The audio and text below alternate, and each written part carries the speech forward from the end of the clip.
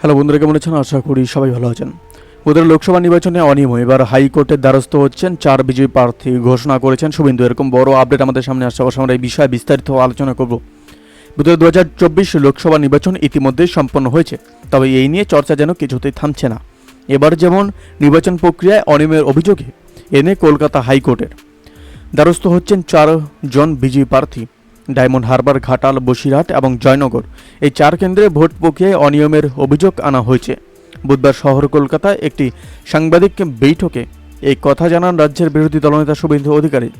শুভেন্দু জানিয়েছেন, আগামী মঙ্গলবার কিংবা বুধবার তাদের দলের 4 প্রার্থী হাইকোর্টের দ্বারস্থ হবেন। 1951 সালের জনপ্রতিনিধিত্ব আইন অনুসারে ইলেকশন পিটিশন দাখিল করবেন বলে জানিয়েছেন তিনি। একই সঙ্গে বিজেপি বিধায়কের হুঁশিয়ারি তৃণমূল শুনে রাখুক, এই পিটিশন 4 থেকে 5 বছর ধরে ঝুলবে না, 6 মাসের মধ্যে ডিসক্লোজের ব্যবস্থা করব আমরা। শুভেন্দু এদিন জানান, বসিরহাট লোকসভা কেন্দ্রের নবনির্বাচিত সাংসদ হাজী নজরুলের প্রার্থীপদ বাতিলের জন্য তারা আবেদন করবেন। বিজেপির অভিযোগ, তিনি নিয়ম অনুযায়ী নিজের মনোনয়নের সঙ্গে বকেয়া শংসাপত্র দেননি, সেই কারণে তার মনোনয়নের বৈধতা চ্যালেঞ্জ করে হাইকোর্টে ইলেকশন পিটিশন দাখিল করবেন বসিরহাটের পদ্মপ্রার্থী রেখা পাত্র। নন্দীগ্রামের বিধায়ক এদিন বলেন, দেবাশিস ধরের মনোনয়ন যে আইনে বাতিল হয়েছে, সেই একই আইনে হাজী নজরুলের প্রার্থীপদও বাতিল হওয়ার কথা। তিন প্রার্থীর বিরুদ্ধে কমিশনে অভিযোগ জানানো সত্ত্বেও তা গ্রাহ্য করা হয়নি বলেই জানিয়েছেন শুভেন্দু।